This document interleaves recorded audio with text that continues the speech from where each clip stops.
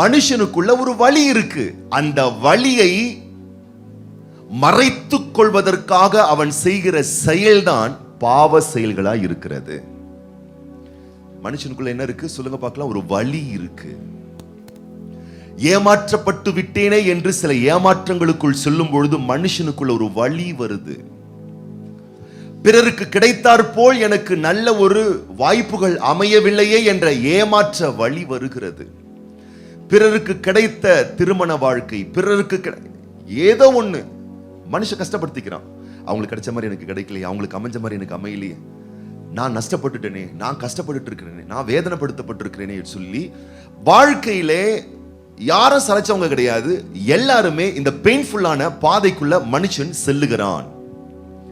அந்த பெயின் நிமித்தமா அந்த துக்கம், அந்த சோகம், அந்த வலி, அந்த வருத்தம், அந்த அழுத்தம், அந்த கஷ்டம், அந்த காயம், அந்த கண்ணீர், ஏதோ ஒரு வகையில் உலகத்தில் பிறந்த எந்த ஒரு மனுஷனா இருக்கட்டும், அவன் மேல்தட்டோ கீழ்த்தட்டோ, சக மனிதனுக்கு இப்படிப்பட்ட ஒரு பெயின்ஃபுல்லான ஒரு பாதை வருகிறது. அந்த பாதையில் சென்றவுடனே வலி அதிகரிக்கிறது.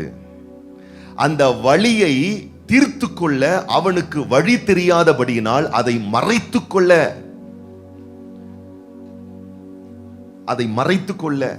அதை ஒளித்துக் கொள்ள தற்காலிக ஒரு நிவாரணத்தை அவன் தேடுகிறான். அதுதான் பாவ செயல்களாக மாறுகிறது. ஏன் இந்த தப்பான பழக்கம் இருக்கு? ரூட்ல போய் கேட்டு பாருங்க. ஒருத்தர் சிகரெட் பிடிச்சிட்டே இருப்பாராம். பேக்கெட் அவரை போய் கேட்டாங்களா, ஏங்க பேக்கெட்டா இஷ்டத்துக்கு பிடிச்சிட்டே இருக்கீங்களா ஏங்க? அவர் சொன்ன ஒரே ஒரு வார்த்தை, புண்பட்ட மனச புகை விட்டு ஆத்துறேன். எதுக்கு புகை விட்டு ஆத்துறாராம்? மனசு புண்பட்டிருக்கு. ஏங்க தினமும் கட்டிங் போடுறீங்க? நீங்க நினைச்சுக்கிட்டு இருக்கீங்க பார்ட்டி இல்ல, அங்க பெயினை மறைக்கிறதுக்கு தாங்க கட்டிங் போடுறான். நீங்க ரூட்ல போய் பார்த்தா தெரியும். அவன் செலிப்ரேட், நம்ம நினைச்சு செலிப்ரேட் பண்றதுக்காக செலிப்ரேஷன்லாம் கிடையாது. அங்க உள்ள ஒரு பெயின் இருக்கு, அவனுக்கு உள்ள ஒரு வலி இருக்கு, ஒரு வருத்தம் இருக்கு, ஒரு வேதனை இருக்கு. ஏன் ஒரு மனிதன் மற்றவனை கஷ்டப்படுத்துகிறான்? ஏன்னா அவன் கஷ்டத்துல இருக்கிறான். மனிதன் என்றைக்கு கஷ்டத்துக்குள்ள போறானோ அப்பொழுதே அவன் பிறரை கஷ்டப்படுத்த பார்ப்பான். நமக்கு அவனுக்கே தெரியாது. நீங்க எத்தனை பேரால கஷ்டப்பட்டிருக்கீங்க? பக்கத்துல பார்த்து சொல்லுங்க, எத்தனை பேரால கஷ்டப்பட்டிருக்கீங்க? வீட்டில் இருக்கிறவங்களால, ரோட்ல இருக்கிறவங்களால, பக்கத்து வீட்டுக்காரன், காலேஜில் இருக்கிறவன், பள்ளிக்கூடத்தில் இருக்கிறவன், வேலை ஸ்தலத்தில் இருக்கிறவன். உங்களுக்கே தெரியாது, ரூட்ல போய் பார்த்தா தெரியும் அவன் ஒரு கஷ்டத்தில் இருக்கிறான். அந்த கஷ்டத்தை எங்க காட்டுறான்? உங்ககிட்ட காட்டுறான். சொல்லுவாங்க பாருங்க, இந்த போர்டு எக்ஸாம் எழுதும் பொழுதெல்லாம் ரொம்ப ஜோம் பண்ணிப்பாங்களாம். எதுக்காக தெரியுமா? எக்ஸாம் எழுதுறதுக்காக கூட இல்ல, அந்த பேப்பர் கரெக்ஷன் பண்றான் பார்த்தீங்களா? அவங்க சொல்லுவாங்க, அந்த பேப்பர் கரெக்ஷன் பண்றவங்களுக்கு சண்டை, கணவன் மனைவி சண்டை வந்துடக்கூடாதான். சிரிக்கிறத பார்த்தா நீங்க கேள்விப்பட்டிருப்பீங்க அந்த ரகசியத்தை. என்கிட்ட சில பேர் இப்படியே வந்து சொல்லியிருக்காங்க, ஜோம் பண்ணிக்கோங்கய்யா ஐயா, முக்கியமா ஜோம் பண்ணிக்கோங்கய்யா. சரி, இதுக்கு ஜோம் பண்ணோம்? நான் நல்லா எழுதணும்னு சொன்னா கூட நான் சந்தோஷப்பட்டிருப்பேன். நான் நல்லா எழுதணும், அதுக்காக நீங்க ஜோம் பண்ணுங்க. நல்ல மார்க் கிடைக்கணும், அதுக்காக ஜோம் பண்ணுங்கன்னு கூட சொல்லல. அந்த கரெக்ஷன் பண்றாங்களையா, அவங்களுக்கு எந்த பிரச்சனையும் வந்துடக்கூடாது, அவங்களுக்கு எந்த கஷ்டமும் வந்துடக்கூடாது. அவங்க கணவன் மனைவி, ஹஸ்பண்ட் ஒய்ஃப் உறவுல எந்த சண்டையும் வந்து, ஏன்னா அவன் சண்டை போட்டு டென்ஷனா வந்த பேப்பரை எப்படி திருத்துவான்? மனைவி மேல இருக்கிற கோபத்தெல்லாம் இவன் கஷ்டம் அடைந்து இருக்கிறான். கஷ்டப்பட்டபடியினால் பிறரை கஷ்டப்படுத்துகிறான். பக்கத்தில் இருக்கவங்களுடைய முதுக தடவி, இப்ப எனக்கு புரியுது உங்க கஷ்டம், ஏன் சில இடத்துல லொல்லு லொல்லுன்னு கொலைக்கிறீங்கன்னு தெரியுது. சில பேர்லாம் பாத்தீங்களா வள்ளு வள்ளுன்னு கொலைப்பாங்க. அவங்க ரொம்ப நல்லவங்க. ஏன் தெரியுமா கொலைக்கிறாங்க? பக்கத்துல பார்த்து ஒரு பெயின்ல இருக்கிறாங்க. தங்கச்சி எனக்கு புரியுது, தம்புடு.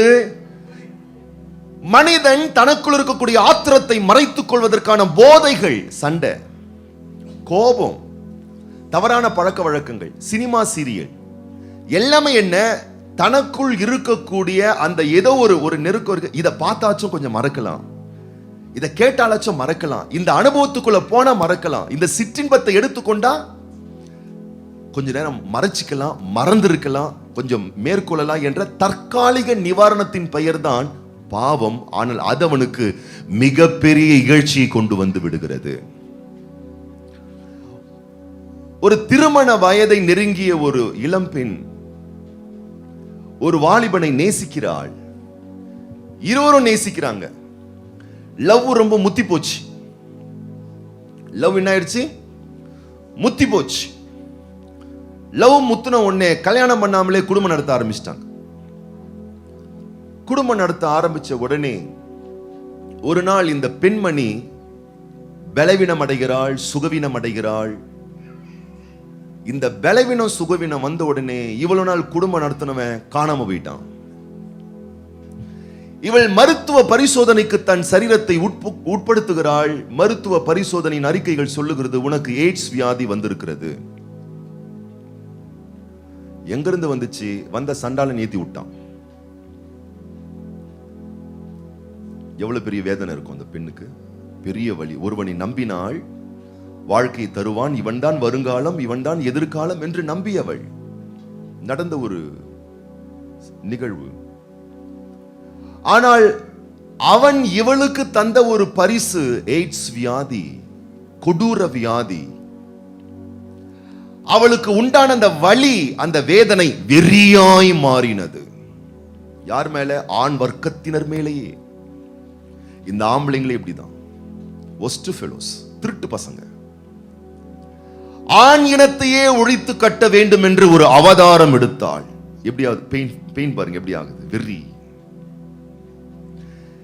வெறி ஏறினபடினால் அவள் தீர்மானிக்கிறாள், நான் மரணிக்க போகிறேன். சில ஆண்டுகளுக்கு பிறகு, சில காலங்களுக்கு பிறகு, நான் மரணித்துக்கு முன்பதாக குறைந்தது சில 1000 பேருக்காவது என்னுடைய எய்ட்ஸ் வியாதியை ஆண்களுக்கு நான் கடத்த வேணும் என்ற முழுவீச்சில இறங்கி வேலை பார்க்கிறான். அநேக வாலிபர்களுக்கு அவள் எய்ட்ஸ் வியாதியை விருந்தளிக்கிறாள். இப்படி தன்னை ஒருவர் கஷ்டப்படுத்தினதுனால, தான் காயப்பட்டதுனால இப்போ பலரையும் காயப்படுத்த சென்று விட்டாள். நான் சொல்லட்டுமா, உண்மையான மீட்பர், உலக இரட்சகர் எந்த மனுஷனுடைய வாழ்க்கையில வரலையோ, எந்த மனுஷன் உண்மையான இரட்சகரோடு ஆழமான தொடர்பு வைத்துக் கொள்ளவில்லையோ, அந்த மனுஷன் எல்லாருமே தன்னையும் காயப்படுத்திப்பான், தன்னை சார்ந்தவர்களையும் காயப்படுத்துவான். ஏன்னா காயத்தின் மருந்து, காயத்தின் வலி நிவாரணம் எங்கே இருக்கிறது? நமக்காக காயப்பட்ட ஆண்டவராய் இயேசுவினிடத்திலே மாத்திரமே. ஒரு நாள் எதிர்பாராத விதமாய் ஆண்டவராய் இயேசு கிறிஸ்துவினுடைய பாவ மன்னிப்பை அவள் கேட்கிறாள், உணர்கிறாள். உணர்ந்து கொண்டு அன்றைக்கு அவள் மனம் திரும்புகிறாள். சிறிய வழியோ பெரிய வழியோ எந்த வழியா இருந்தாலும் சரி, நான் சொல்கிறேன் அன்பு பிள்ளையே, உன்னுடைய வழி எதுவென்று அவருக்கு தெரியும். கடவுள் என்ற ஸ்தானத்தில் சிம்மாசனத்தில் அமர்ந்து உன் வழி என்னன்னு எனக்கு தெரியும் அவர் சொல்லல. நம்மை போலவே சக மனிதனாக வந்து உன்னுடைய என்னுடைய வழியை அனுபவித்தவர். வேதம் சொல்லுகிறது நம்மை போலவே, சத்தமா சொல்லுங்க, சோதிக்கப்பட்டவர். வேதம் சொல்லுகிறது, சங்கீதத்தின் புஸ்தகம் 22ஆம் சங்கீதம் 24ஆம் வசனம் சொல்லுகிறது, வாசிங்கள். 22, 24. உபத்திரவப்பட்டவனுடைய உபத்திரவத்தை அவர் அற்பமாய் எண்ணாமலும் அருவருக்காமலும் தம்முடைய முகத்தை அவனுக்கு மறைக்காமலும் இருந்து தம்மை நோக்கி அவன் கூப்பிடுகையில் அவனை கேட்டருளினார். இந்த உலகத்திலேயே காப்பாற்றப்பட வேண்டிய ஒரு அற்புதமான ஜீவி மனித வர்க்கம். இதை காப்பாத்துறதுக்காக நிறைய பாருங்க ஹியூமன் ரைட்ஸ் எல்லாம் கொண்டு வந்திருக்காங்க. ஹியூமன் ரைட்ஸை வச்சு என்ன பண்ண முடியும்? ஒரு சட்டங்களை இயக்க முடியும், சட்டத்தின்படி ஏதாச்சும் ஒரு ஆக்ஷன் எடுக்க முடியும். ஆனா மனுஷனை தன்னையே காப்பாத்திக்கிறதுக்கு, அவன் மற்றவங்களை பாதிக்காம காப்பாத்திக்க வேணும்னு சொன்னா, மனுஷன் இன்னைக்கு ஒன்ன புரிஞ்சுக்கணும், என்னன்னா, நான் உபத்திரவப்பட்டிருக்கேன், நான் வலியோடு இருக்கேன், வேதனையோடு இருக்கிறேன். இந்த வலியை அற்பமா எண்ணாத ஒரு கடவுள் இருக்கிறார். என்னை போலவே உபத்திரவப்பட்ட ஒரு தேவன் இருக்கிறார். இந்த தேவனால் மாத்திரம்தான் என்னுடைய வேதனையை உணர்ந்து கொள்ள முடியும். உபத்திரப்பட்டவனுடைய உபத்திரவத்தை அவர் அற்பமா எண்ணாதவர். நான் சொல்லட்டுமா, உங்கள் பலவீனத்தை எந்த ஒரு மனுஷன் பார்த்தாலும் அற்பமா நினைப்பான். அல்லேலூயா. திருமணமாகி ஒரு பெண் கணவனுடைய வீட்டுக்கு சென்றாள்.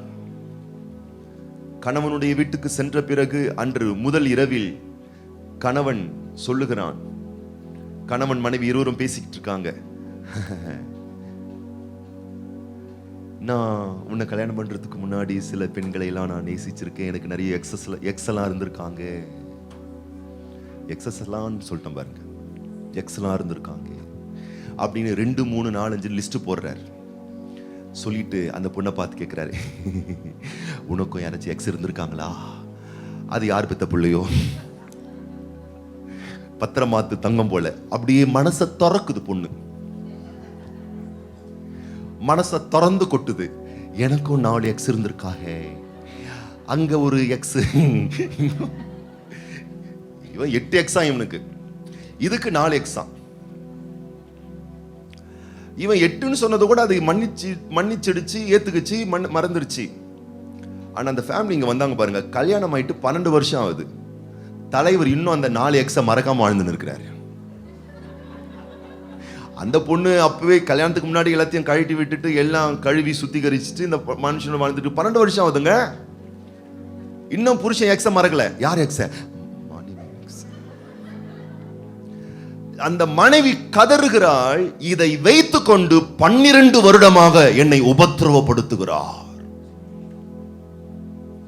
இந்த பாண்டிங்ல இருந்து வெளியவும் போக முடியல, உள்ள இருந்து வாழவும் முடியல. நான் சொல்லட்டுமா, இவளுடைய உபத்திரவத்தை தீர்ப்பதற்கு இந்த உலகத்தில் எந்த காரணியும் கிடையாது.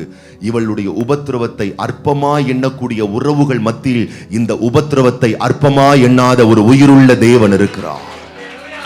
எந்த மனுஷனுடைய உபத்திரவமே ஆனாலும் சரி, அற்பமா எண்ணாமலும் அருவருக்காமலும் தன்னுடைய முகத்தை மறைக்காமலும் அவன் தன்னை நோக்கி கூப்பிடும் பொழுது அவனுக்கு கேட்டருளி அவனுக்கு உதவி செய்கிற ஒரு கர்த்தாதி கர்த்தர் இந்த உலகத்தில் இருக்கிறார். அப்போ ஒரு மனுஷன் பெயின்ல இருக்கான். இந்த பெயின்ல ஒருவர் சிலுவையில் பெயினோடு தொங்கிக்கிட்டு இருக்கிறாரு.